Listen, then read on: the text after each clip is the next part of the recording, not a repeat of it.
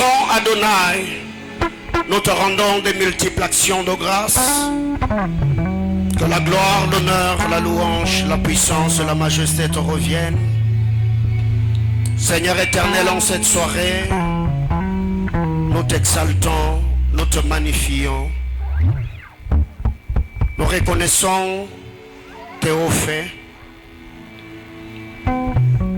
Prions avec le Saint-Esprit que ce programme, Abba Père, te glorifie du début à la fin. C'est dans le nom de notre Seigneur Jésus-Christ que nous avons ainsi prié. Amen. Alléluia. Quelqu'un peut-il acclamer fortement le Seigneur? Je disais, est-ce que quelqu'un peut m'aider à celle... Aïe, aïe, aïe, aïe, aïe, aïe. Je disais, est-ce que l'on peut m'aider à célébrer la grandeur du Seigneur? Amen, amen.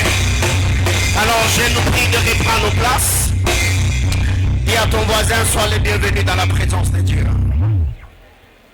Ta manière de le dire me stresse. Dis à ton voisin, sois le bienvenu dans la présence de Dieu. Alors, ce soir, on va le faire différemment. Alléluia. Dis à ton voisin, célébration 3 ans. Alors, avant d'aller plus loin, je voudrais en premier bénir le Seigneur et lui rendre des multiples actions de grâce pour son amour, sa bonté, sa fidélité. Ça n'a pas été facile jour pour jour. Nous avons vu la fidélité du Seigneur, nous avons vu la main de Dieu. Et c'est pour cette raison d'ailleurs qu'en cette 3e édition de Pateruios, nous sommes là pour témoigner la fidélité de Dieu. Alors j'ai voulu le faire en premier parce que c'est vraiment quelque chose qui me tient et me tenait vraiment à cœur. Avant que cet homme ne sorte de cette salle, je voudrais vraiment que nous puissions bénir le Seigneur. Vous savez, chacun d'entre nous sur terre doit prier. S'il faudrait jeûner, aller à la montagne pour que le Seigneur te donne un pas de carva. Alléluia. Alors, c'est vraiment quelqu'un avec qui nous avons un très long parcours. La journée, j'ai vu son appel, comme le téléphone était en silencieux et j'étais dans plusieurs choses. Je me suis dit que j'allais l'appeler après culte. Alors que j'étais en train d'entrer, il me crie pour me dire qu'il doit voyager d'ici peu à Kinshasa. Il y a l'église Porte des Cieux qui a perdu un de nôtres, un soldat du Seigneur qui est tombé arme à la main. Et c'est lui qui est parti, paix à l'âme de Papa Eddy, et que le Seigneur console toute sa famille, et que le Seigneur console l'église Porte des Cieux et toute l'église Corps de Christ. Celui qui est parti était comme un Jonathan pour mon frère d'armes, le pasteur Patrick Carvalho. Donc il m'a écrit me disant, je vais commencer le culte avec vous à 17h50. Je dois m'éclipser afin de prendre l'avion et aller à Kinshasa. Je ne sais plus quoi te dire. Tu comptes beaucoup pour moi. On devait normalement commencer par le mot d'ouverture, mais j'ai voulu célébrer la merveilleuse personne que tu es pour ma vie. Est-ce qu'on peut m'aider, Église, à bénir le Seigneur pour la vie du pasteur Patrick Carvalho?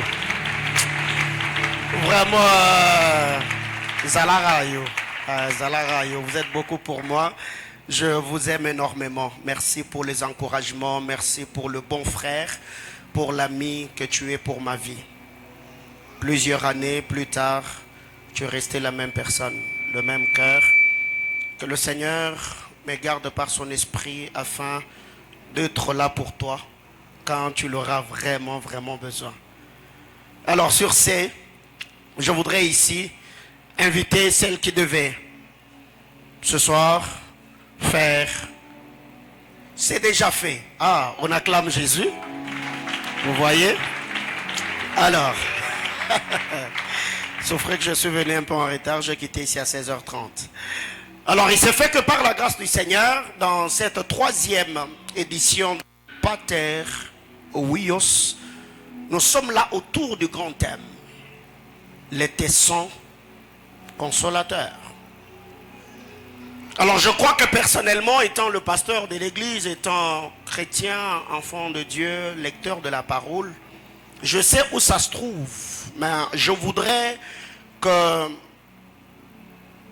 cette troisième édition de Paterouillos, ceux qui vont défiler du haut de cet hôtel, nous expliquent un peu de long en large. C'est que le Seigneur a déposé dans leur cœur comme fardeau, comme message autour de ce thème. Mais le concept Paterouillos, c'est un fardeau que le Seigneur nous a donné depuis le début de cette église, tiré de Nombres chapitre 6, où le Seigneur a dit au frère Moïse, tu diras à Aaron et à ses fils de bénir les enfants d'Israël. Et le Seigneur a déposé de fardeau dans mon cœur ce que chaque début d'une nouvelle saison, d'une nouvelle ère, et que je sois du haut de cet hôtel, le Père Aaron et ses fils, afin de bénir l'Église dans chaque nouvelle saison que nous entrons en termes de célébration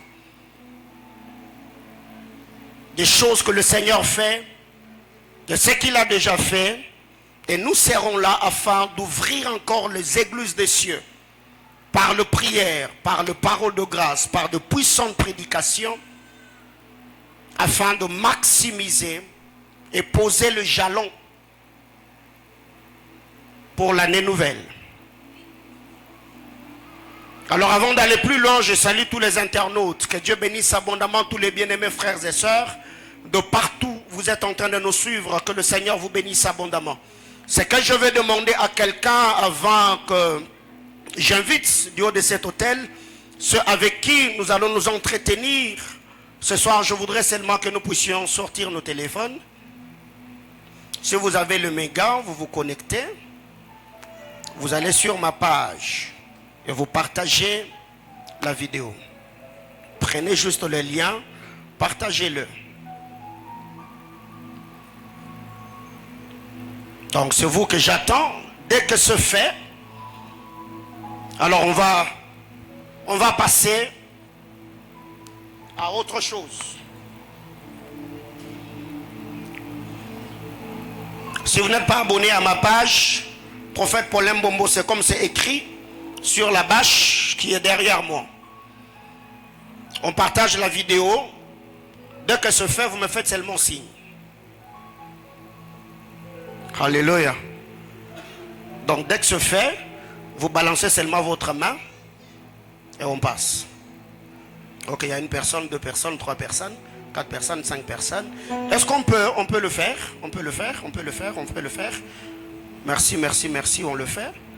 Et alors que nous sommes en train d'acclamer le Seigneur, je voudrais recevoir le pasteur Jean Okito. Pasteur, merci de tout cœur. Que le Seigneur vous bénisse abondamment. Je suis très content de vous voir. Je bénis la présence du berger Kevin Kimputu. On m'aide à recevoir le berger Kevin. Que le Seigneur vous bénisse abondamment. Y a-t-il d'autres hommes de Dieu dans la salle? Vous êtes prophète, vous êtes pasteur, vous êtes apôtre, vous êtes évangéliste, vous êtes pasteur, vous êtes berger des ministères. Je voudrais ici vous honorer. Si vous pouvez vous manifester ensemble avec toute l'église, nous allons bénir le Seigneur pour votre présence. Ah, nous bénissons Jésus. Alors on m'aide à acclamer le Seigneur. Dis à ton voisin, Paterouillos. Paterouillos. Qui est venu seulement cette édition, qui n'a jamais participé à Paterouillos? Ah, gloire à Dieu. Ils sont nombreux. Ils sont nombreux. Ils sont nombreux. Alors sur ces lieux de cet hôtel, ce soir, je ne serai pas seul. Il y a de merveilleuses personnes avec qui nous allons travailler. Il y a des onctions qui nous ont toujours bénis. Et je crois que ce soir, il sera également une très grande bénédiction pour nous. Et les autres nous béniront cette semaine jusqu'au vendredi soir. Alors en premier ici, je voudrais inviter des hauts de cet hôtel en exclusivité mondiale, le berger Emmanuel Kamaté. Alors que le berger est en train d'avancer, quelqu'un peut-il m'aider à acclamer le Seigneur? Dieu soit loué. Berger, sois les bienvenus. Prenez place. Alors que le berger est mis en train de s'installer, je voudrais ici recevoir la bergère Mironde Nalula. Alors qu'elle avance, est-ce qu'on peut m'aider à acclamer le Seigneur?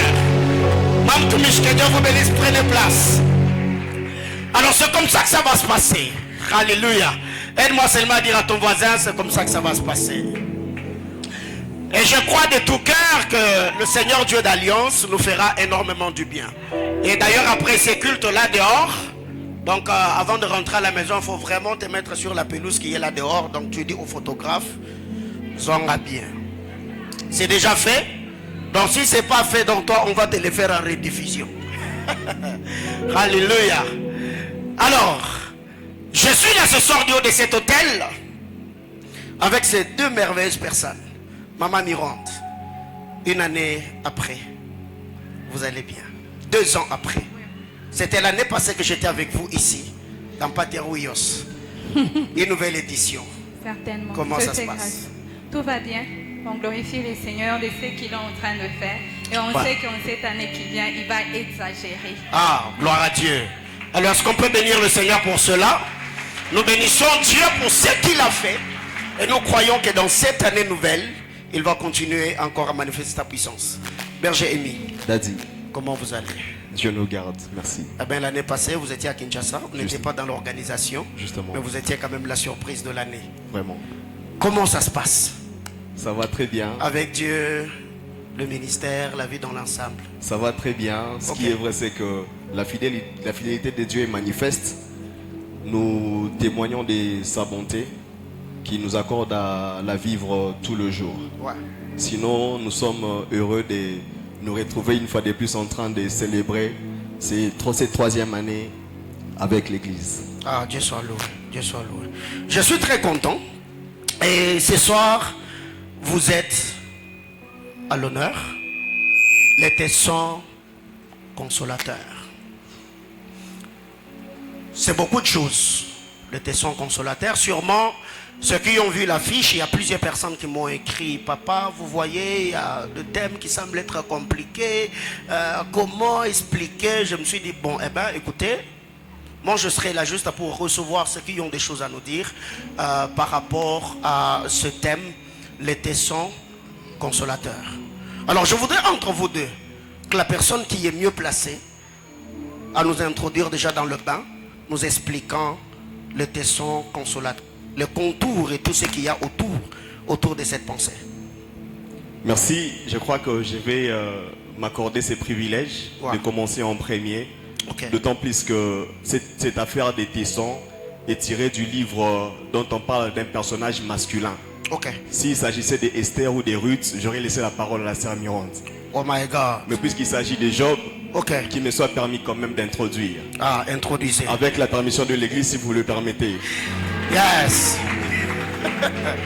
Daddy, cette préoccupation, je crois que nous aussi, de notre côté, nous avons vécu cela. Ok. Mais la bonne nouvelle est que l'évangile, c'est un message très simple. Ouais. C'est même ce qui fait d'ailleurs les sujets des chocs pour plusieurs. Ok. Alors, pour simplifier également le thème, je viens avec une image réelle. Ok. Je crois que l'Église va me permettre de placer ça ici. Ok. Mais après, les protocoles vont nous aider à retirer ceci, puisque les tessons là, ça peut Ouais. blesser quelqu'un. Ok. Ok. Alors, peut-être pour quelqu'un qui est loin là derrière, les tessons ne rien d'autre que ces morceaux de verre. Ok. Quelqu'un voit, là au fond, vous voyez. Ce morceau de verre est tiré de ces récipients que vous voyez. Et donc, pour parler du tesson, papa, c'est très simple, comme je l'ai dit. L'évangile, c'est un message très simple. Ouais. Alors qu'il nous soit permis de simplifier le message. Vas-y. Les tessons n'est rien d'autre que les débris tirés d'une bouteille cassée. Ok. Ou encore les débris d'un pot cassé. Ouais. Ou les débris d'un récipient. Et donc, les tessons, en même temps, peuvent également être pointus et tranchants. Ok. Alors, si vous regardez ces deux éléments que je mets devant l'église, devant mes frères et sœurs, c'est que pour obtenir les tessons, il faudrait au préalable casser le verre. Ouais. Aussi longtemps qu'on ne casse pas le verre, on ne parle pas des tessons. Ok. En d'autres termes, la vie du tesson commence dès lors la vie du verre cesse. Oh my God. Dès lors, la vie du ver s'arrête. C'est en ce moment-là que les tessons commencent à vivre. Ok. Mais que je retourne un tout petit peu en arrière parce qu'on ne peut pas parler du tesson consolateur sans parler de la personne qui nous emmène dans cette histoire. Ok. Nous sommes dans le livre de Job chapitre 1. Job chapitre 1er. Job chapitre 1er. Nous lirons le texte de base qui est chapitre 2. Ok. Mais que je révèle un tableau à l'église, après nous lirons notre texte de base, papa. Ouais. Job chapitre 1 nous présente un tableau merveilleux. Yeah. L'homme de Job, c'est quelqu'un qui est, je me permettrai de dire, un homme qui vit parfaitement sa vie. Ouais. Si je dis parfaitement sa vie, c'est simplement parce que quand on parle de Job, papa, on dit que Job est un homme intègre, un homme droit, un homme qui veille sur les ordonnances de l'Éternel. Ça, c'est un. Des deux, on dit que de Job, il était l'homme le plus considéré de tous les fils de l'Orient. Ça, c'est deux. De trois, là où Abraham est béni, là où Abraham est prospère, là où Abraham a des troupeaux et des serviteurs, Abraham a un problème d'héritier. Ok. Mais Job n'a pas de problème d'héritier parce que la Bible parle de 7 fils et 3 filles qu'avait Job. Yes. Au-delà de cela, Job avait une dimension spirituelle très élevée parce que dans Job 1, on est en train de nous dire qu'à chaque fois que ses fils organisaient un festin, le lendemain, Job appelait ses fils l'un après l'autre, il les sanctifiait et il offrait de l'holocauste en se disant peut-être qu'ils ont offensé l'Éternel. Ouais. En d'autres termes, Job prenait également la casquette d'un sacrificateur. Ça veut dire c'est un homme prospère au niveau de l'entrepreneuriat, c'est un homme stable au niveau de sa vie sociale, mais c'est aussi un homme très élevé par rapport à sa spiritualité. Ouais. Mais qu'est-ce qui arrive? C'est que cet homme de Job, lorsque nous lisons son histoire, nous voyons qu'il vit tranquillement sa vie. Mais ce qui me dérange malheureusement, c'est que c'est à partir du verset 7 que les problèmes commencent. Ok. À partir du verset 7, Dieu est en train de se vanter de la vie de Job. Dieu parle à Satan, il lui dit, n'as-tu pas vu mon serviteur Job? Dieu se glorifie de la conduite qu'avait Job. Ok. Papa, quand je lis la Bible dans Jean 3,16, la Bible dit que Dieu a tant aimé le monde qu'il a donné son Fils unique Jésus-Christ, afin que quiconque croit en lui ne périsse point, mais qu'il ait la vie éternelle. Yeah. Donc, ici, Dieu a tant aimé Job. Dieu a tant chéri Job. Ouais. Dieu, parce que la Bible dit que Dieu l'avait gardé comme dans une clôture. Le diable ne pouvait pas l'atteindre. Ouais. Dieu a tant apprécié et approuvé la conduite de Job. Mais j'ai comme l'impression que quand Dieu aime quelqu'un, il a tendance à vouloir les livrer. Oh my God. Oh my God. Dieu, il apprécie Job au lieu qu'il puisse célébrer Job auprès de ses fils, parce qu'on dit que les fils de Dieu étaient là. Mais Dieu célèbre Job auprès de Satan. Ok. Et je comprends une chose, c'est que le problème de Job, c'est pas le diable. Le problème de Job, c'est la confiance que Dieu avait en Job. Yes. C'est que parce que Dieu avait tellement confiance en Job, que Dieu célèbre Job et cela crée un problème à Job. Come on. Je suis en train de venir. Dieu, il se glorifie de Job et il fait ce qu'il avait à faire comme discours. Le diable présente une requête. Ouais. Dieu autorise à Job d'aller toucher, au diable d'aller toucher Job. Chapitre 2, l'histoire commence. Ok. Chapitre 1er, le diable touche à tout ce qui était de Job sans toucher Job. Job reste droit. Chapitre 2, les problèmes commencent. C'est là que nous lirons Job chapitre 2, verset 6. Mais allons jusqu'au verset 9. Job chapitre 2. Oui. 6 jusqu'au verset 9. Je vais lire pour nous. Amen. Job chapitre 2, du verset 6 au verset 9. Je lis au nom de Jésus. Mais étends ta main, touche à ses os et à sa chair, et je suis sûr qu'il te maudit en face. L'Éternel dit à Satan, voici, je te les livre, seulement épargne sa vie. Et Satan se retira de devant la face de l'Éternel, puis il frappa Job d'un ulcère malin, depuis la plante du pied jusqu'au sommet de la tête. Et Job prit un tesson pour se gratter et s'assit sur la cendre. Sa femme lui dit, tu demeures ferme dans ton intégrité. Maudit Dieu et meurs, parole du Seigneur. Amen. Papa, ce texte, c'est très intéressant parce que ça nous fixe par rapport à cette affaire. Ok. C'est là même que les tessons commencent son histoire. Donc, les tessons entrent en scène par rapport aux besoins qu'avait Job. Ok. L'ulcère malin qui dérangeait la situation de la peau qu'avait Job Job fait à ce qu'il puisse recourir à l'usage du tesson. Ouais. Pourquoi est-ce que ce thème vient dont j'en ai la conviction bénir l'église? Ok. C'est que l'importance qu'avaient les tessons dépendait du besoin de Job. Oh mon Dieu. Ça veut dire, ces tessons-là, autrefois, c'était aussi un récipient complet. Ouais. Mais pour qu'on puisse parler du tesson, ça veut dire qu'au préalable, un récipient s'était cassé. Ouais.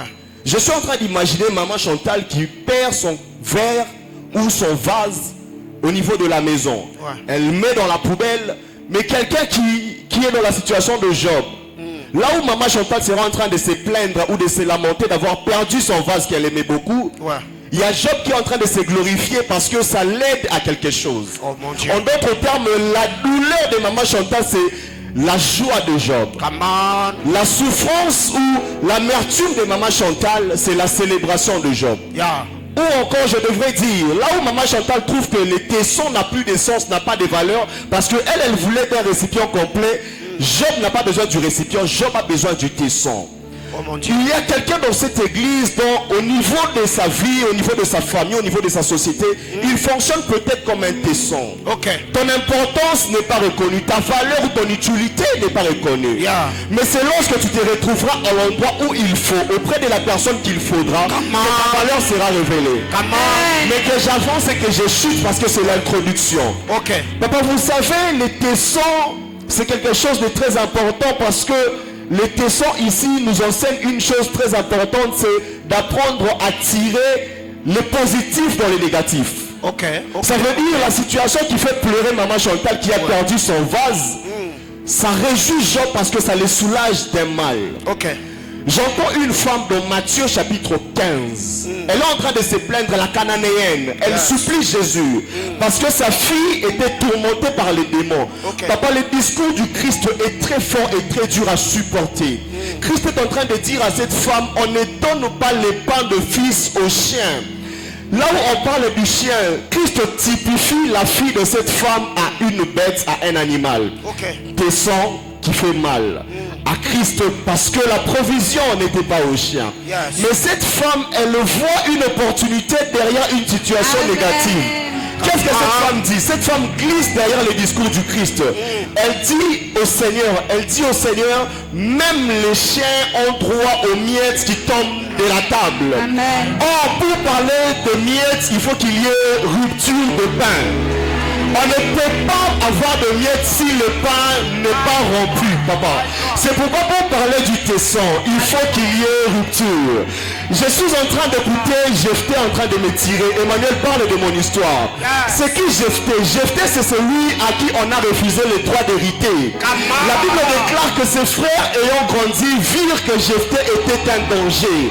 Laisse-moi le tesson, laisse-moi, j'ignore, laisse-moi le tesson. J'ai mon fardeau là-dessus. Yes. Là où on a refusé à Jephthé le droit d'héritage, Dieu regarde Jephthé, il dit non, celui-ci peut être un tesson consolateur pour Israël. Yes. Celui à qui on a refusé le droit d'hériter est devenu celui qui était établi en Israël en qualité de juge. Ça veut dire on lui refuse d'hériter, là-bas Dieu l'établit de juger. J'aimerais dire à l'église ceci, c'est que le thème qu'on est en train d'exploiter pendant cette convention veut simplement équiper l'église à ne plus se plaindre. Je voudrais, lorsqu'on quittera cette convention, que tu apprennes à comprendre que là où les hommes sont en train de se lamenter, Dieu est capable de tirer du négatif le positif. Là où Dieu est en train de se lamenter, Dieu est capable de prendre le positif et de le sortir du négatif. J'allais parler de la pierre qu'ont rejeté les bâtisseurs. On dit que la pierre que les bâtisseurs ont rejetée, c'est celle qui était devenue la principale de l'angle. Pour être la principale de l'angle, il faut au préalable être d'abord rejeté. Je conclue en disant ceci. Il y a de ces révélations qui se font précéder par des rejets. Il faut qu'on te rejette quelque part pour que tu sois révélé quelque part. Alléluia. Vous savez,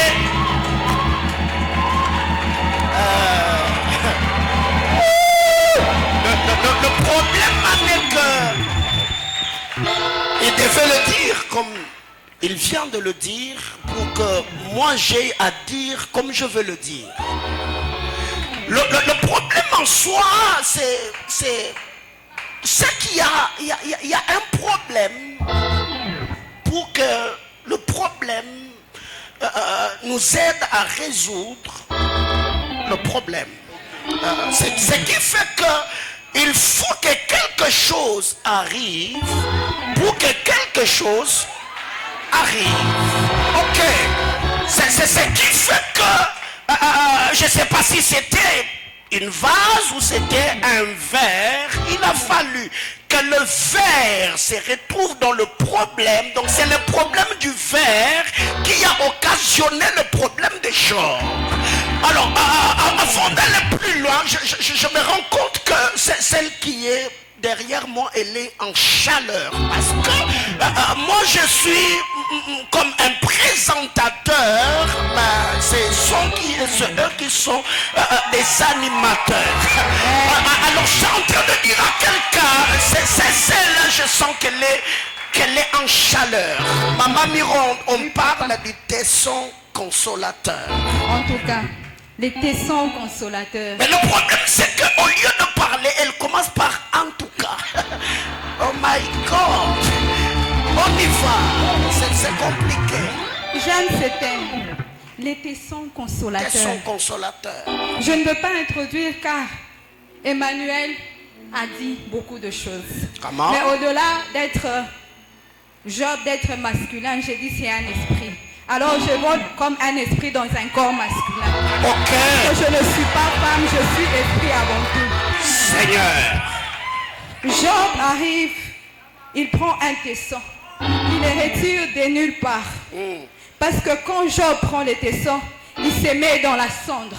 Alors je comprends que le tesson a été jeté dans un endroit où il semblait ne pas avoir une utilité, où il semblait ne pas être important. Mais ce que j'aime avec les tessons, c'est que les tessons a la capacité de faire ce que les trois amis de Job n'ont pas fait. Les tessons est capable de consoler Job pendant que les trois amis ne peuvent pas le faire. Alors je comprends une chose, que là où les tessons n'avaient aucune importance, il avait une valeur inestimable pour Job. Qui est ce tesson? C'est qui le tesson? Alors, Éphésiens m'explique ceci. Il est parti, il est entré dans les profondeurs, il a pris des captifs, il est parti avec, il est monté avec et il a fait des dons aux hommes. C'est qui ce tesson? Ce tesson, c'est lui qui avons été tiré de profondeur. Et le Seigneur nous a juste fait un privilège de nous tenir ici, enfin de consoler un cœur, enfin de consoler une famille, enfin de consoler un homme, enfin de consoler une femme. Ce que j'aime avec les tessons, c'est que quand Job le prend, il commence à se gratter. Chaque fois que la personne s'attache à un tesson, il commence à faire un mouvement. Parce qu'il y a un mouvement qui se passe. Job se gratte. Je constate une chose. Il y a un premier discours. Ça ne s'arrête pas là. Il y a un deuxième discours. Ça ne s'arrête pas là. Il y a un troisième discours. Et cette année, nous sommes dans la troisième année. Il y a eu beaucoup de discours. Mais j'aime la fin de la chose. Il n'y a plus eu de quatrième discours. Il y a eu un témoignage. Oh my God. Job est en train de me dire, j'ai entendu parler de Dieu. Cette fois-ci, je l'ai vu. Je disais à un homme, à une femme, cette édition est venue t'annoncer quelque chose. Que tu as beaucoup entendu. Il y a eu beaucoup de discours. Cette fois-ci, tu vas voir. Cette fois-ci, la main de l'Éternel va se manifester. Alors, Maraïm, nous sommes dans une saison dangereuse. Dans une saison où nous devons voir la gloire de Dieu. Quand j'étais en train d'étudier ces thèmes, on m'a donné quelque chose. Le problème, c'est la capacité de voir les tessons. Job, malgré les malheurs qui l'accablent, il a une capacité de voir les tessons. Parce que le tesson est dans la sombre, mais Job repère les tessons. Alors je vois une femme. Cette femme, c'est Rahab. Rahab, c'est une femme qui a la capacité de voir les tessons quand les tessons viennent à elle. Elle voit les deux espions. Mais ce que Rahab voit, elle voit un tesson consolateur dans les deux espions. Alors je dis, c'est qui Rahab? Rahab est cette femme.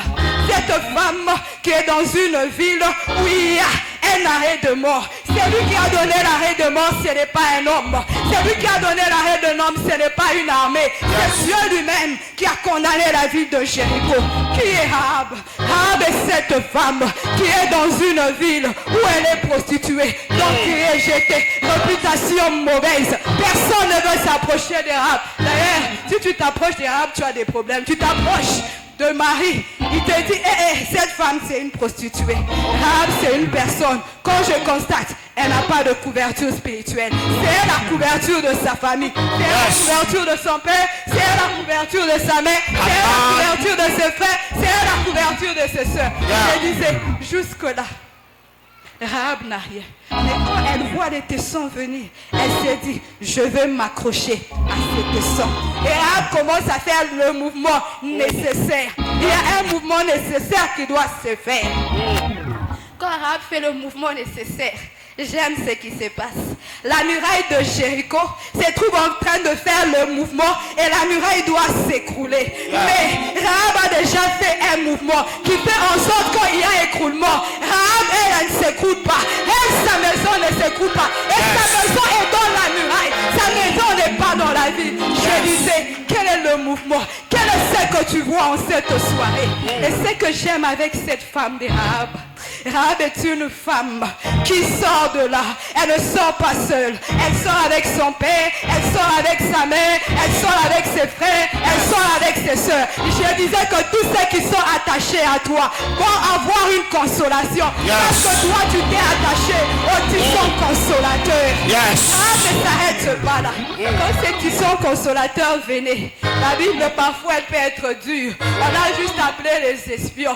Mais j'aime plus on avance. On est dans les livres de Matthieu. Il est écrit Salma affronta au Boaz de Rahab. Qui est Salma? Salma est cet espion qui n'avait pas de nom. Quand il est parti consoler Rahab, mais quand il console Rahab, on lui donne un nom. Je disais, ceux qui se sont attachés à toi, ils vont recevoir un nom, car ils se sont attachés à toi.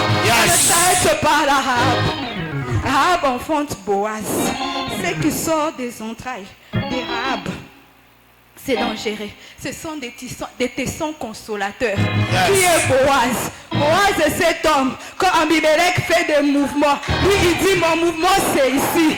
Mon mouvement c'est avec l'aime. Abimelech part, il perd tout. Quand Naomi Ruth revient, Boaz est celui qui se tient comme les tessons consolateurs. Je disais ce qui sortira de toi. Je ne sais pas si c'est une entreprise. Je ne sais pas si c'est une affaire. Je ne sais pas si c'est un travail. Je dirais ça sera des tessons consolateurs. Ce qui sort de nous, on est tessons consolateurs.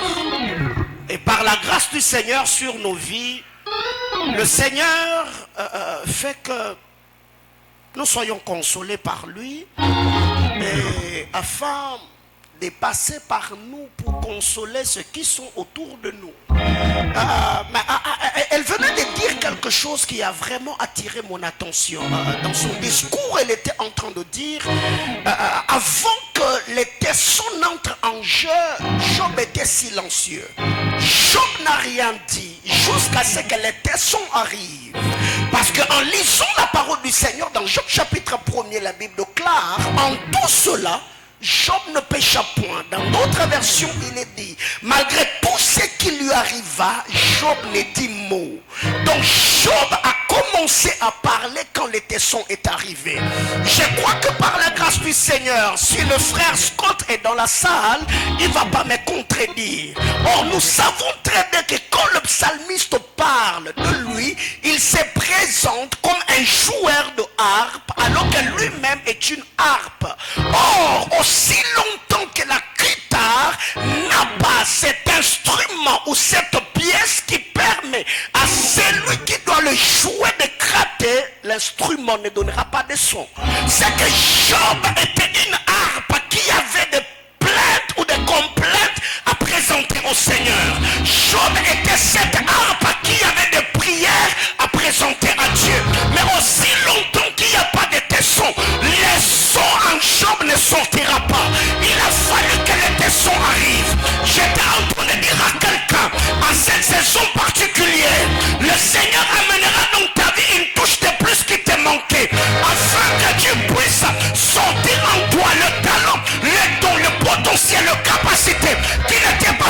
jusqu'ici.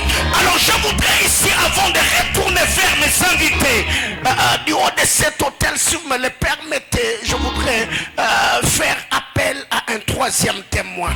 Je voudrais faire appel au troisième témoin, parce que la Bible déclare, le témoignage ne peut être vrai que s'il y a 2 ou 3 personnes. Alors aussi longtemps que le troisième n'est pas monté, c'est que certainement on aura des problèmes. Alors ici, je voudrais faire appel au berger patient. Alors que lui est en train de monter, c'est le berger aimé qui me complète. Mon Dieu, quelqu'un acclame Dieu, Est-ce qu'on peut fortement acclamer Dieu, Dieu? Daddy, je vous ai entendu glisser quelque chose qui m'a intéressé. Vous dites que c'est par la sensation que ressentait Job en utilisant les tessons qu'il a sorti des paroles pour commencer à parler. Yes. Et ici, j'entends également la sœur Mironde en train de parler de Rahab, une femme. Bizarrement, Rahab est une femme, mais elle pose des actes qui font à ce que l'on puisse la célébrer. De l'autre côté, il y a les tessons qui poussent Job à dire des bonnes paroles. Mais bizarrement, lorsque je lis Job chapitre 2, je vois une autre femme aussi. Juste à côté de Job, c'est la femme de Job. Elle est en train de dire, cette femme me dérange pas. Il dit à Job, maudit Dieu et meurt. Chose étrange, c'est que c'est Job qui subit la douleur. C'est Job qui vit l'épreuve. Mais au lieu que cette femme puisse être un soutien pour Job, ou encore selon la pensée révélatrice de l'Éternel, qu'elle soit une aide pour Job afin de l'aider à tenir ferme face aux épreuves. Mais elle est en train de vouloir pousser Job à accomplir les desseins du diable. Lorsque nous lisons la Bible, le diable est en train de dire à Dieu, touche à sa vie, touche à sa peau, touche à ses os, il te maudira. Mais le diable ne sait pas intoxiquer Job. C'est la femme de Job qui va auprès de Job pour lui dire, maudit Dieu et meurt. Je comprends que cette femme avait un intérêt. C'est que cette femme avait compris un principe, lequel, si ce n'est que le principe de la séparation qui ne doit venir qu'après la mort. Parce qu'elle se sentait dans une difficulté de demander le divorce à Job. Parce que l'état de Job ne lui permettait pas de se glorifier de son mari. Job n'était pas en mesure de sortir et aller au restaurant avec sa femme. Job n'avait plus la gloire qu'il avait autrefois. Cette femme regarde Job, elle se dit, Mbadi, Nakabonana, et que je puisse me trouver un autre chemin. Mais la meilleure méthode de procéder ne serait pas le divorce, mais ce serait pousser cet homme à la mort. C'est comme ça qu'elle est en train de dire à Job, maudit Dieu et meurt. Qu'est-ce que je voudrais enseigner à l'église? C'est que aujourd'hui nous avons des sœurs qui ont la mentalité et l'état d'esprit de la femme de Job. Aujourd'hui nous avons des frères et des collaborateurs, des collègues, des proches qui ont l'esprit de Job. Derrière son conseil, tu crois qu'il a les soucis de ton bien-être. Alors que ce qu'il vise, c'est son intérêt. Parce que si Job meurt, cette femme, elle pourra refaire sa vie. Mais elle est en train de vouloir se débarrasser de Job. J'aimerais tirer l'oreille à mes frères et à mes sœurs. C'est qu'il faudrait faire attention aux conseils que tu reçois de la personne qui est à tes côtés. Elle peut te dire Kabonanaye parce qu'il te tabasse. Attention, peut-être que Dieu veut que tu puisses fléchir les genoux pour que du violent sorte le doux. Mais elle te dira Kabonanaye parce qu'elle vise cet homme-là, mais pour l'avoir, il faudrait que tu te sépares de lui. Autre chose, c'est qu'il y a des collègues qui te disent ton chef est arrogant, insolent, insupportable. Dépose la lettre de démission et va faire ta vie ailleurs. Mais ils sont en train de viser par contre ton poste. Les conseils de la femme de Job renferment un intérêt égoïste. C'est son propre intérêt. Mais gloire soit rendue à Dieu parce que Job ne pécha point. Et ça m'intéresse. Mais papa, avant que je ne rende la parole au berger patient, j'ai un fardeau, c'est que vous avez fait appel au berger patient. Et j'ai aimé ce que vous avez dit. Que les témoignages de 2 ou de 3 suffisent pour condamner quelqu'un. Et quand il monte, nous sommes au nombre de 3. Ce qui fait que nous sommes en train de rendre complet les chiffres des enfants de Job, les filles précisément. Lorsque nous lisons Job chapitre 42, la Bible est en train de dire ceci. Dieu donna à Job 7 fils, mais aussi 3 filles. Lorsqu'on lit Job chapitre 1er, on dit aussi 7 fils, 7 filles. Mais on ne parle pas de leur nom. Mais au niveau du chapitre 42, on est en train de dire 7 fils et 3 filles. Je chose bizarre, c'est que les trois filles, on donne leur nom. On est en train de parler de Jemima, on est en train de parler de Ketia, on est en train de parler de qui? De Keren. Lorsque je lis la définition du nom de Jemima, Jemima veut simplement dire la colombe. Or, quand tu donnes à Noé la colombe, Noé voit la fin du jugement. Parce que quand Noé ouvre la fenêtre de l'arche, il libère la colombe. Yes. La sortie de la colombe et le retour de la colombe interprètent la fin du déluge. En notre temps, mais Dieu est en train de dire à Job, je te donne Jemima pour dire cette fois-ci je te restaure, mais je ne te restaure pas seulement, mais je te donne aussi la paix. La deuxième des choses honnêtes, c'est que tu donnes à Job la fille du nom de Ketia. Lorsque je cherche la définition du nom de Ketia, Ketia veut dire un arbuste tiré d'une écorce dont les parfumeurs utilisent pour le parfum. Qu'est-ce dit Ecclésiaste chapitre 7? L'Ecclésiaste est en train de dire vaut mieux une bonne réputation qu'un parfum de bonne odeur. En d'autres termes, l'Ecclésiaste est en train de comparer le parfum à la réputation. Aussi, Dieu est en train de dire par Ketia à Job, ceux qui t'ont vu dans la cendre en train de te gratter comme un fou, on ensemble que Dieu t'a restauré. Je suis en train de dire au centre Maniaïm, je suis en train de dire à l'église que Dieu ne va pas seulement te restaurer, mais Dieu va changer l'histoire de ta réputation. Dis avec moi Keren. Dis avec moi Keren. Keren veut dire rayon de lumière. Keren veut aussi dire dignité. Or, ce que j'aime avec la rayon de lumière, c'est que lorsque la lumière apparaît, les ténèbres cessent. Je suis en train de dire à Job que je fais passer la douleur d'autrefois. Je mets un terme à la souffrance d'autrefois. Je mets un terme aux épreuves d'autrefois. Mais aussi, je te donne la dignité. Afin que ceux qui pouvaient se moquer de toi, lorsqu'ils te verront, diront gloire à toi, le chef Job. Je suis en train de dire à quelqu'un, cette parole c'est pour toi. Les révélations qu'on est en train de donner, approprie-toi de ça. Parce que ceux qui se moquaient de toi, lorsqu'ils te verront, ils te diront bonjour chef. Bonjour chef. Regarde ton voisin, dis-lui bonjour chef. Regarde ton voisin, dis-lui bonjour chef. Regarde ton voisin, dis-lui bonjour chef. C'est que Dieu fera ce que ceux qui se moquaient de toi hier puissent te respecter aujourd'hui.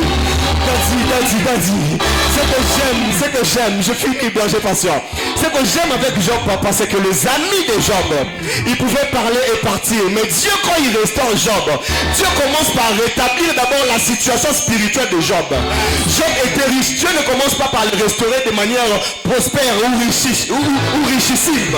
Dieu commence d'abord par restaurer le sacrificateur. C'est comme ça que Dieu dit aux amis de Job, allez auprès de Job, offrez des holocaustes et il priera pour vous. Ça veut dire celui qu'on pouvait douter de son intégrité. Dieu retourne pour nous dire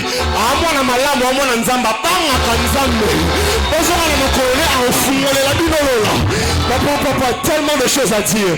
Mais ici au nombre de toi, puisqu'on est au nombre de toi, moi j'ai parlé selon Jemima. Qu'il me soit permis de laisser la parole à Ketia. Oh my God! Alléluia. Est-ce que quelqu'un peut fortement acclamer le Seigneur? Alléluia. J'entends quelqu'un dire avec moi tes sons consolateurs. On dit avec plus de foi que tes sons consolateurs. Donc je crois ce soir que plus nous sommes en train d'avancer, Dieu est en train de consoler la vie de quelqu'un. Alléluia. J'ai vraiment aimé, permettez que je rentre un peu en arrière, les définitions que le berger Amy a données sur les tessons. Alors j'aimerais rajouter quelque chose. Alléluia. Quelqu'un est là ce soir. Le tesson consolateur, on nous a défini, ce sont les débris de verre ou des pots, c'est pas d'autres vases, quelque chose qui a été cassé. Ainsi ce soir, j'aimerais aussi ajouter une définition en disant que le tesson consolateur est comme un intercesseur. C'est qu'un intercesseur a toujours poursuivi dans sa vie et de voir le bonheur, la joie, l'émergence dans la vie des autres. Papa, de fois les intercesseurs, ils s'oublient pour voir les autres se réjouir. Ainsi, le tesson consolateur est là pour pouvoir redonner la joie, redonner espoir à la personne qui n'en avait plus. Ainsi, un tesson consolateur doit être caractérisé comme un intercesseur par l'amour. J'aimerais dire à quelqu'un ceci ce soir. Un tesson consolateur qui n'a pas d'amour risquera de blesser à nouveau au lieu de pouvoir consoler la personne qui est blessée. Ainsi, Jésus-Christ, il est le véritable tesson consolateur. Et tout tesson consolateur n'est pas consolateur. Alléluia. Papa, je suis dans le livre de 1 Samuel. Le roi Saül était à la recherche de la consolation. Ainsi, il va vers les femmes qui évoquaient les morts. Il avait besoin qu'on lui console par rapport aux événements qui allaient devoir arriver dans sa vie. Ainsi, quand il va vers cette femme, il voit Samuel sortir du séjour des morts. Ainsi, Samuel lui dit, pourquoi tu déranges mon sommeil? Ainsi, toi et tes fils, vous allez me rejoindre ici. Je disais à quelqu'un que tout tesson consolateur n'a pas toujours la capacité de consoler. Job était allé vers 700 pour recevoir une consolation, alors que cet tesson l'a encore enfoncé dans sa douleur. Ainsi, ce soir, j'aimerais dire à quelqu'un, comme le berger Émile a dit, tu pourras passer par des situations compliquées. Il y a des hommes et des femmes qui pourront venir te dire, pour que cette situation s'arrange, touche un peu au fétiche. Va un peu chez les marabouts. Ainsi, ce soir, j'aimerais te dire, et la réponse de Job, que Dieu est celui qui maîtrise toutes choses. Que Dieu est celui qui donne et qui arrache encore tout ce qu'il donne par sa grâce. Ainsi, je disais à quelqu'un que lorsque Jésus-Christ, on arrive pour pouvoir l'arrêter. Papa, je disais que Jésus est le véritable tesson consolateur. Je disais qu'un tesson consolateur est comme un intercesseur. Il recherche le bonheur des autres. Il recherche d'abord que les autres se réjouissent. Ainsi, quand on vient arrêter Jésus, Pierre sort son épée son épée coupe l'oreille de Malchus. Et quand Jésus-Christ regarde cela, comme un véritable intercesseur, il dit non, ne m'amenez pas d'abord. Je dois consoler l'oreille de Malchus. Ainsi, Jésus-Christ se lève et restaure l'oreille de Malchus. Ce soir, je viens parler à quelqu'un. Je ne sais pas ce qu'on a coupé dans ta vie. Amen. Je ne sais pas ce qu'on a ravi dans ta vie. Mais ce soir, je viens te dire, peut-être comme je suis là, papa, je n'ai pas de véhicule. Mais j'ai la capacité de donner le véhicule à quelqu'un ce soir. Comme un intercesseur, bien aimé, j'aimerais te dire, peut-être que je n'ai pas de passeport, mais j'ai la capacité de te créer des visas. Toi qui as déjà un passeport afin que tu voyages. Bien aimé, ainsi ce soir, tout tesson consolateur doit être caractérisé par l'amour. Ainsi, bien aimé dans le Seigneur, écoutez. Papa, c'est un peu un paradoxe. Comment expliquer qu'un morceau de verre soit pris pour être gratté dans une plaie, mais ça allait faire encore mal. Mais bizarrement, on nous dit que c'est cela qui est en train de consoler Job. Quel est cet tesson consolateur? Si ce n'est cette pierre que le berger a mis à parler, qu'Israël a rejeté, mais qui est devenue la principale de l'angle. Ainsi, ce soir, j'aimerais dire à quelqu'un, je vois le prophète Esaïe en train de prophétiser. Mais quand il arrivait au moment de sa vie, papa, il voit des anges aller devant l'autel de Dieu, retirer une pierre de feu, afin de le placer sur ses lèvres. Je disais à quelqu'un, les tessons consolateurs peuvent paraître à tes yeux comme quelque chose qui vient te faire du mal, mais en réalité ça vient te consoler. La pierre tirée sur l'autel, elle contenait le feu, mais on l'a posé sur les lèvres d'Esaïe pour pouvoir le consoler de son impureté de péché. Ainsi ce soir je dis à quelqu'un que cette situation par laquelle tu passes, Dieu peut amener des choses contradictoires, mais c'est par là qu'il va passer pour te consoler. Ça peut paraître que ça te fait mal, mais Jésus-Christ passera par là pour pouvoir te consoler. Ainsi ce soir, je lève ma main de cet hôtel. Je demande à Dieu, toi peut-être qui as perdu l'oreille, je ne sais pas comment, peut-être l'oreille pour toi, c'est peut-être des études qui n'avancent pas. Je demande à Dieu ce soir de manifester le surnaturel. Papa, Jésus n'a jamais récupéré l'oreille coupée pour le recoller à l'oreille de Malchus, mais Jésus-Christ a puisé dans l'éternité et il a donné notre oreille. Ainsi ce soir je dis à quelqu'un que les choses que Dieu va faire, quand il va te consoler, la Bible déclare, réjouis-nous autant de jours que tu nous as humiliés, autant d'années que nous avons vu les malheurs. Ainsi ce soir je demande à Dieu Que Dieu te console. Autant de jours que tu as vu le malheur, autant d'années que tu as pleuré. Ce soir, je demande à Dieu que Dieu ramène cette oreille qui a été coupée. Si c'est ton mariage qui ne va plus bien, que Dieu ressort cela. Si c'est ta santé, ce soir, je demande à Dieu que Dieu te ressort. Alors que je parle, la personne est en train d'avancer. Je crois que ce soir, quelqu'un sera consolé.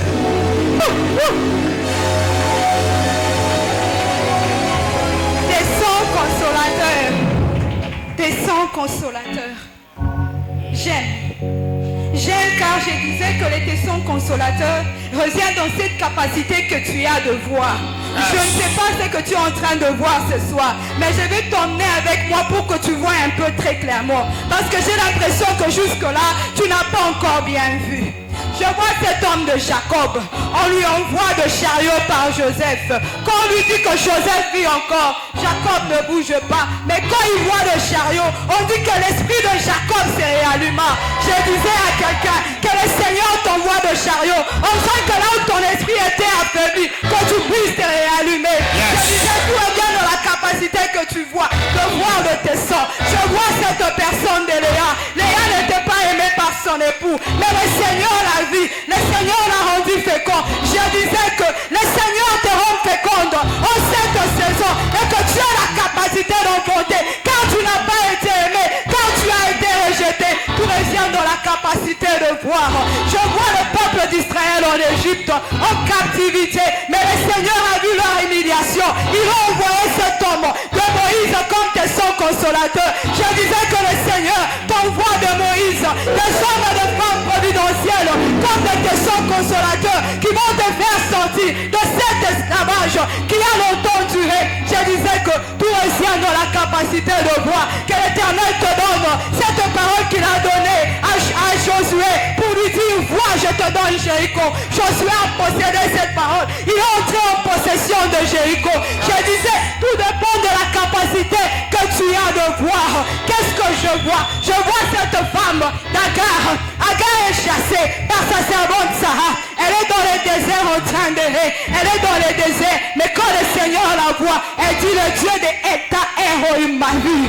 Alors plus tard, 15 ans plus tard, je ne sais pas qu'est-ce que le Seigneur a dit sur toi. Je ne sais pas quelle est la promesse que Dieu t'a donnée. Je ne sais pas quelle est la vision que Dieu t'a donnée. 15 ans plus tard, elle arrive au même puits. L'enfant est en train de mourir. Mais le Dieu de Eta Elohim lui permet d'ouvrir les yeux et de voir un puits et de commencer une nouvelle lignée. Je disais que le Dieu qui avait dit va ouvrir une porte pour la provision en chaque que tu entres dans ta destinée. Je disais tout revient dans la capacité que tu as de voir.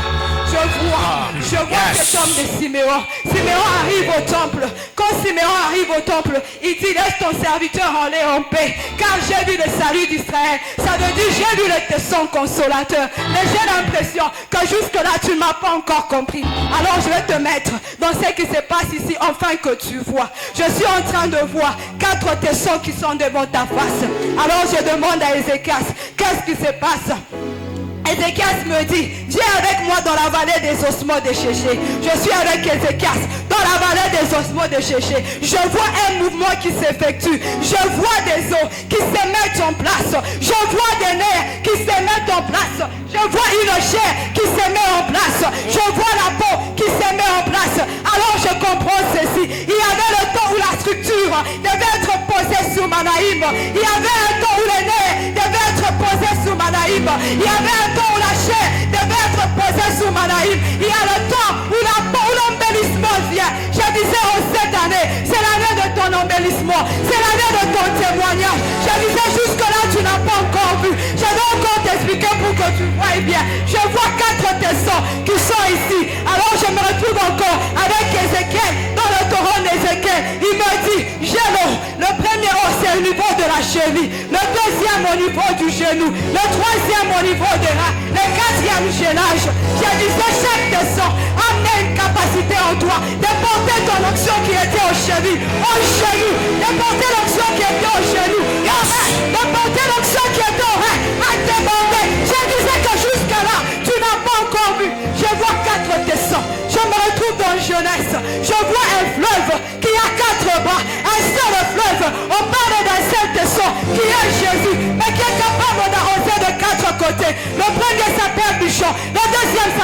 Job. Le troisième s'appelle unité. Le quatrième s'appelle Ephraim. Alors je comprends qu'aujourd'hui, tu dois être arrosé au sein de porter de fruits. Tu dois être arrosé au sein d'entrer dans ta saison. Tu dois être arrosé au sein de témoigner la grandeur et la fidélité de Dieu. Je crois que jusque-là, tu n'as pas encore compris. Je t'amène avec Jésus devant la tombe de Lazare.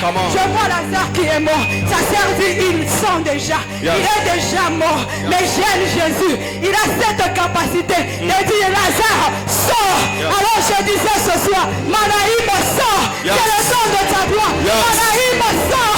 C'est le temps de ta gloire. C'est le 4e jour. C'est le 4e jour pour Lazare. Il y a 4 hommes ici. Je disais, tout ce qui semblait que c'était fini pour toi. Aujourd'hui, c'en est fini. Ta gloire doit se manifester. Tes promesses doivent se manifester. Car tu t'es attaché à tes épaules et tu as fait le mouvement nécessaire de venir au Seigneur. Quel mouvement s'effectue dans ta vie? Quel mouvement commence dans ta vie? Jésus, Jésus, Jésus, Jésus, Jésus, Jésus, Jésus. Le tesson consolateur, le tesson consolateur, le tesson consolateur. Je crois que j'aurai une parole pour quelqu'un ce soir qui peut-être en l'introduisant ça va te choquer. Mais j'aimerais dire à quelqu'un que la terre c'est aussi un tesson consolateur pour Caïn. Quelqu'un ne va certainement pas me comprendre, mais j'aimerais te rassurer que la terre c'est aussi tesson consolateur pour Caïn. Lorsque Caïn tue son frère Abel, berger patient, la Bible me dit une chose, c'est que Dieu il appelle Caïn et Dieu lance un jugement sur Caïn. Mais chose étrange, c'est que lorsque Caïn entend le châtiment de Dieu sur lui, Caïn est en train de plaider, il dit, où j'irai, on me verra, on me fera du mal, on me tuera. L'Éternel, mais il place un signe sur le front de Caïn, afin que quiconque verra Caïn ne puisse pas lui faire du mal. Mais chose bizarre, c'est que Dieu donne un décret à la terre, une ordonnance à la terre. Et Dieu dit que lorsque tu cultiveras la terre te produira des ronces. Ça c'est un problème avec la terre par rapport à la vie de Caïn. Nous avons dit, à l'introduction, nous avons dit que le tesson, c'est aussi savoir tirer le bien du mal. C'est savoir tirer la joie de ce qui peut te faire pleurer autrefois ou de ce qui t'avait fait pleurer autrefois. Lorsque je vois Caïn, il cultive la terre, ça lui donne des ronces. Il cultive encore la terre, ça lui donne des ronces. C'est comme toi, tu essayes ici, ça ne marche pas. Tu essayes là-bas, ça ne marche pas encore. Tu refais le même exercice, rien ne marche parce que il y a un décret qui a été établi par Dieu. Mais chose bizarre d'Adi, c'est que lorsque Caïn observe la terre, Caïn se dit, la terre me produit une ronce.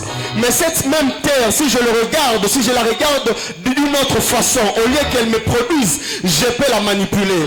Or, lorsque nous lisons la définition du nom de Caïn, Caïn veut simplement dire forgeron ou artisan. Or, autrefois, Caïn était en train d'exercer un métier qui n'avait pas l'empreinte de sa destinée. Le nom de Caïn veut dire forgeron et artisan. Mais je vois un forgeron et artisan en train de cultiver la terre. Paradoxe, il n'y a pas de rapport entre l'identité et le métier. C'est comme ça que Dieu, lorsqu'il vient, il donne un décret à la terre. Il dit, tu produiras le ronces. J'essaye de labourer avec la génisse pour découvrir l'énigme. Le Saint-Esprit me dit, dans le sort que Dieu a jeté à la terre, Dieu est donc miséricordieux parce que le signe qu'il place sur le front de Caïn, ce n'est pas un jugement, c'est une sécurité. Parce que les gens qui devraient le voir ne devraient pas le tuer. C'est comme ça que Dieu place un signe pour que qu'il vive, que Caïn vive et que Caïn vive. Mais Dieu ne laisse pas Caïn seulement vivre. Dieu empêche Caïn d'aller vers la direction de la distraction. Dieu s'arrange à ce que Caïn se retrouve sur la direction de sa destinée. C'est comme ça que Caïn cesse de cultiver la terre, mais Caïn essaye de travailler la terre. On est en train de dire que Caïn bâtit des villes. Si Caïn n'avait pas été suspendu dans son métier de cultivateur, on n'aurait pas parlé de bâtisseur, on n'aurait pas parlé de l'artisan Caïn. Ce qui est bien avec Dieu, c'est que même lorsqu'il nous châtie, Dieu il nous châtie avec amour. Il est dit, il châtie son bien-aimé. Ce que j'aime avec Dieu, c'est que même dans ce qu'il est en train de faire, observe bien, quand tu pleures là, il est en train de s'arranger à t'aligner dans une nouvelle dimension de ta destinée. C'est comme ça que Job, en train de se gratter, on parle du tesson consolateur, mais le même Job qui est en train d'utiliser le tesson pour se consoler, arrive à dire mon Rédempteur est vivant et il se lèvera le dernier. Mais Job, tu as déjà le tesson. Pourquoi tu cries encore vers le Rédempteur? Job me dit une chose, Emmanuel, je comprends une chose, c'est que le tesson ce n'est qu'un soulagement temporaire, mais celui qui est capable de me soulager une fois pour toutes, c'est le Dieu d'Israël. C'est comme ça qu'il est en train de dire mon Rédempteur est vivant, il se lèvera le dernier. J'aime ce que Anne est en train de faire. Elkana va te donner les doubles pensions, Elkana va te donner ce qu'il ne donne pas à Pénina, mais cela ne changera pas ta stérilité. Mais c'est lorsque tu pars fléchir tes genoux auprès du Rédempteur, celui qui se lève en dernier, que ton identité et l'histoire de ta destinée changent. J'aimerais faire comprendre quelque chose à quelqu'un ce soir, c'est que dans la souffrance que tu es en train de subir, en soi, lorsque Dieu te fait passer par une école, il te prépare juste à recevoir une collation qui te permettra que par toi, que les gens puissent découvrir une nouvelle identité de l'Éternel. Parce que Caïn, on le connaît comme un cultivateur. Caïn peut se plaindre, peut dire, mais derrière le châtiment, il y a la sécurité. Derrière le châtiment, il y a l'orientation avec que Caïn entre dans le métier de sa destinée. Qu'est-ce que j'aimerais dire à l'église ce soir? C'est que Caïn, c'est un peu le type de Joseph. On est en train de croire qu'on est en train de te vendre, voulant te faire du mal. Mais sache une chose, c'est que lorsqu'on te détache de l'affection du Père, on est en train de t'introduire dans la destinée glorieuse que Dieu a prévue pour toi. Celui qu'on est en train de vendre en soi, on lui donne le visa de sa destinée. Vas-y en Égypte. Mais une chose est sûre, c'est que en Égypte, tu commences pas directement dans le palais de Pharaon. En Égypte, tu commences ton stage chez Potiphar. Or, Dadi, quand je regarde Potiphar, c'est quelqu'un qui ne comprend pas les choses. Potiphar, il dort mal. Potiphar, quand il dort, il ne rêve pas. Parce que dans la Bible, on me dit que Joseph, il lit un songe, mais Joseph aussi interpréta des songes. Mais dans la maison de Potiphar, il n'y a pas de songe. Dans la maison de Potiphar, il n'y a pas d'interprétation. Connexion divine et kataka et ça la raté. C'est comme ça que la femme de Potiphar, toute chose concourt au bien de ceux qui aiment Dieu. Dieu prend la femme de Potiphar comme un pion. Dieu pousse la femme de Potiphar à accomplir son dessein de la vie de Job, comme il a été fait avec Judas pour mon bien-aimé Seigneur. Joseph, il reçoit la malice de la femme de Potiphar Dadi. Elle crée une malice. Joseph finit dans la prison. J'entends Joseph comme toi et moi, on est en train de se plaindre. Je vais de mal en pire, Seigneur, qu'est-ce qui se passe dans ma vie? Mais c'est que Joseph ignore, c'est que tu manques dans la maison de Potiphar, il y en aura dans la prison, parce que dans la prison, il y a des gens qui sont capables de faire des songes. Dans la maison de Potiphar, la Bible dit que tout ce que Joseph touchait prospérait parce que l'Éternel était avec lui. Or, une chose est sûre, Seigneur, c'est que Job est en train de... Paul est en train de dire que tant que l'héritier est encore un enfant, il ne diffère en rien à un esclave. Ça veut dire la grâce de la prospérité dans la vie de Joseph de la maison de Potiphar ne profitait pas à Joseph parce que Joseph était un esclave, il ne pouvait pas en jouir. C'est comme ça que Dieu le délocalise de là où il ne pouvait pas jouir, il le place dans la prison. Mais dans la prison, Joseph est capable d'interpréter des songes. Et il y a des gens qui, même dans la prison, sont capables de dormir et de rêver. C'est comme ça que Joseph, il fait un songe. Ces gens, ces deux prisonniers, ils font un songe, Seigneur Dadi. Ce que j'aime, c'est que Joseph, il interprète, papa. Mais Joseph a un problème du tesson. Qui va le consoler de son problème?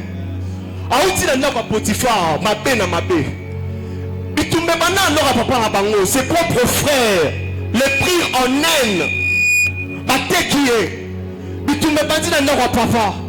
Il faut chez Potiphar problème.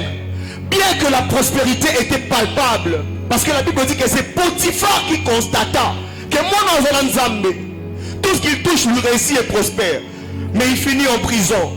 Mais Joseph est en train de pleurer. Ni ne m'appelle dans la salle. Partout où je passe, il y a des problèmes. Dieu dit à la calme, tu ne sais pas ce que les gens sont en train de faire. La Bible déclare que nos chemins, nos vies sont des chemins tout tracés par l'Éternel. Quand Joseph il va dans la prison, il interprète. Il a un problème de tesson. Ce que j'aime, c'est que il y a un problème de l'autre côté, comme Job en train de souffrir de son ulcère malin. Dieu, il regarde Joseph. Joseph a un tesson, un problème du tesson. Il veut être soulagé. Mais Dieu dit, ferme les yeux sur tes problèmes. Traite d'abord un autre problème. ton problème à toi, moi Dieu, je vais le résoudre. Mais puisque dans la pensée de sa bénédiction, il fait de nous des canaux de bénédiction. Joseph va traiter le problème de Pharaon. Il part, il interprète. Je vois Joseph en train d'entrer dans le palais royal d'Adi. Potiphar et sa femme en train de faire ça. Nous violons. Le mauvais type. Moins sérieux. Alcoolique. Tout ce qu'elle pouvait dire sur lui. Et Potiphar est en train de dire, mais celui-ci, lui, c'est la prospérité qui l'accompagne. Mais Pharaon, c'est un homme qui est prospère. Il manque de quoi? Mais Potiphar ignore que Joseph n'est pas seulement quelqu'un qui vit la grâce de la prospérité. Dans Joseph, il y a aussi la grâce de l'interprétation. C'est comme ça que Dieu présente Joseph comme le tesson consolateur du problème de Pharaon. Il vient, il console en donnant l'interprétation au songe. Dieu élève Joseph au-dessus de Potiphar. Joseph est en train de pleurer. Il dit, Seigneur, quand je marche avec mon cortège, malgré ma dignité, réputation en haï, on m'a élevé dans le domaine social, on m'a élevé dans la société, on m'a élevé au niveau de l'église, on m'a élevé par-ci, par-là, mais ma réputation. Dieu dit à Joseph, Joseph, sois calme.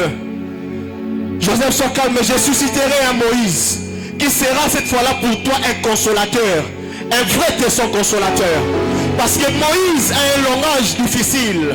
Moïse est un bec, il a un langage difficile. Mais ce qui ne va jamais rater dans la vie de Moïse, c'est son écriture. Là où Moïse ne saura pas parler parce que Dieu lui donne Aaron comme interprète, Moïse peut écrire. Et ce que j'aime, c'est que l'écho de l'écriture de Moïse est plus amplifié que le parler de Moïse. C'est comme ça que lorsqu'on lit l'histoire, on se rend compte, Joseph effectivement était un homme innocent. J'aimerais rassurer à l'église une chose, c'est que Dieu connaît ta situation. Tu n'as pas plus mal par rapport à ce que Dieu prévoit pour toi. Rassure-toi d'une chose, c'est que autant qu'on peut dire, mon Rédempteur est vivant. Il s'élèvera le dernier. Pour qu'on puisse parler du Rédempteur, il faudra au préalable qu'il y ait d'abord un mal. Pour qu'on puisse parler du Rédempteur, il faudra qu'au préalable qu'il y ait des épreuves, afin que l'on puisse reconnaître l'importance et la valeur du Rédempteur. Job au début c'est un homme prospère, il n'a pas besoin du Rédempteur. Mais c'est quand il a des problèmes qu'il commence à dire, je connais, je sais que mon Rédempteur est vivant, il s'élèvera le dernier. Ce que je prie ce soir, c'est que le Rédempteur se souvienne de quelqu'un. De la même manière, Dieu, en restaurant la vie de Job, il lui a donné ces 3 filles dont nous avons vu la définition de chaque nom. Je prie que Dieu ne te laisse pas seulement comme ça, mais Dieu fasse comme il a fait avec cette femme, en disant partout mon nom sera cité.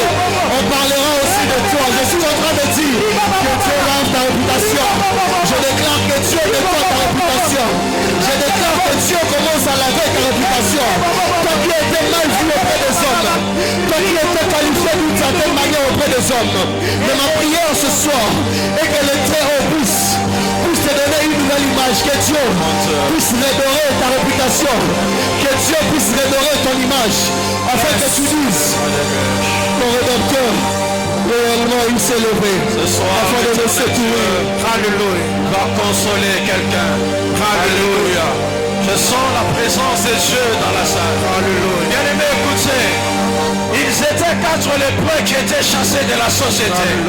Je me vois à l'entrée de la ville.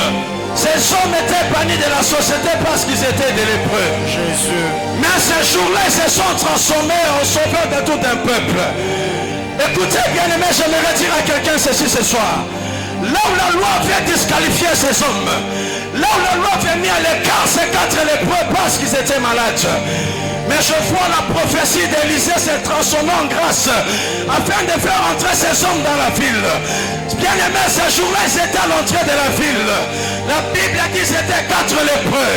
Dans les camps des Assyriens, il y a eu des bruits qui se sont fait entendre. Je vois là 3 bruits. Le bruit des chars, le bruit des chevaux des grandes armées. Et là devant, nous sommes 4 ce soir. Je crois que chacun de nous sommes en train de produire 4 bruits ce soir. Je ne sais pas qui t'ont rejeté. Je ne sais pas qui t'ont mis un point sur ta vie. Mais ce soir, alors que nous sommes en train de parler, il y a 3 bruits qui se produisent dans ta vie afin d'amener une consolation totale. Jésus. Alors que je parle, la sopa, Leila Shilebeka, Leso Wauluma Ileketeka, Lesabedeka, Walusablia Ilepawa, Lentama Ula Shilekeya, Lentua Uluma Usebedekete, Lesamira Lusheleka. Je vois le Seigneur en train de libérer des sens. Et ce soir, alors sopa, j'entends le bruit des chevaux. Jésus. J'entends le bruit des chars. Jésus. Et d'une grande armée. Mon Dieu. Pendant que nous sommes en train de parler, je vois alors Sévia Kedeka. Alors Jésus Kedeka. Non loin de l'église, je vois comme des incantations qui se faisaient contre ces moments. Mais j'entends dans mon esprit le bruit d'une grande armée en train de s'abattre de ce côté. Jésus. Ainsi ce soir je lève ma main. Jésus. S'il y a des gens qui se sont réunis pour te faire du mal, pour te plonger dans le noir, Jésus. Dans les ténèbres, ainsi ce soir, comme un tesson consolateur, je produis le bruit d'une grande armée qui ait explosion dans les camps des ennemis, qui ait dispersion. On a bloqué ton mariage, on a bloqué tes enfants, on a bloqué ta fécondité, on a bloqué tes études. Ce soir, comme des tessons consolateurs, reçois ce bruit qui vient du ciel, du derrière des péchés posés. Mon Dieu, mon Dieu. Jésus. Mon Dieu, mon Dieu.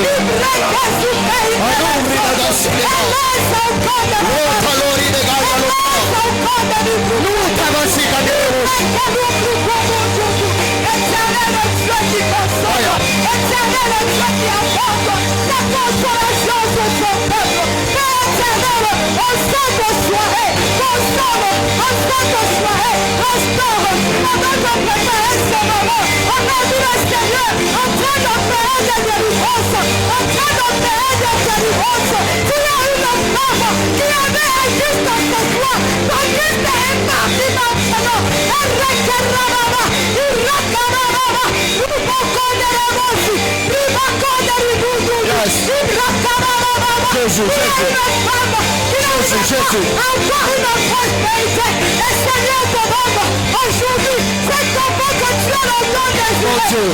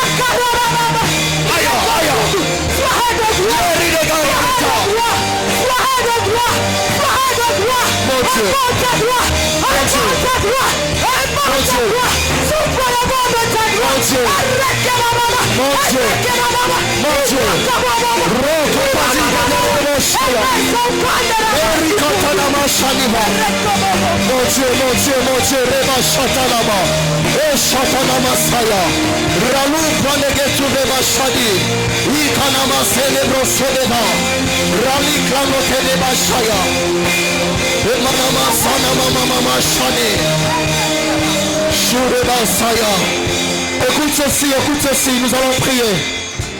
Nous allons prier. Garde ta fréquence, nous allons prier. Écoute seulement cette direction. Ce thème est tiré d'une situation où Job était malade. Alors qu'on était en train de préparer ce moment, Dieu avait déposé une forte conviction dans notre cœur. Qu'en ces lieux, quiconque souffre d'une quelconque maladie en ces lieux, avance-toi ici, nous allons prier avec toi. Peu importe la nature de ta maladie, puisque Job avait un problème de santé, puisque Job avait un problème de peau, toi en ces lieux qui est malade, avance-toi, avance-toi. Avance au Seigneur, nous allons prier. Avance au Seigneur, nous allons prier. Tu es malade. Le tesson consolateur a été utilisé parce que Job était malade. Job avait un problème de peau. Tu as un problème de peau. Tu as un problème de mal de tête. Tu as un problème de pied. Tu as un problème de rein. Tu as un problème de maux de ventre. Tu as un problème de dos. Tu as des mal de tête qui reviennent de manière régulière. Tu as des maux de dents qui convient que lorsque tu es dans une situation importante de ta vie, tu es malade, viens en ces lieux. Il y a une option de guérison qui plane en ces lieux, en ces lieux. Et toi également, deuxième requête. Toi qui es resté, ça c'est pour toi. Deuxième requête, les tessons à deux fonctions. Les tessons de la même manière, ça peut soulager Job. Les tessons également peuvent blesser. C'est pourquoi la deuxième requête dit ceci. Toi qui sens la pression venant de tes ennemis, tu les connais tout comme tu ne les connais pas, mais tu sens des pressions, des attaques qui t'arrivent. Le tesson va utiliser son côté tranchant afin de faire mal à tes ennemis. Approche-toi, nous allons prier aussi avec toi. Approche-toi, nous allons aussi prier pour toi. Tu as des pressions par-ci par-là. Il dit à Moïse, j'ai entendu le cri de mon peuple, je suis descendu pour les secourir. Ça c'est le tesson consolateur. Il veut les consoler de leurs problèmes de l'esclavage, mais il vient aussi, il fait du mal à l'Égypte, il tue les aînés de l'Égypte, il frappe la lèpre, il frappe les bestes, il y a les dix plaies. Nous allons prier, berger patient, Sœur Mironde, avec moi, on va prier pour les malades, on va prier pour ceux qui sont en dépression, on va prier pour tous ces gens. Nous va livrer des vents.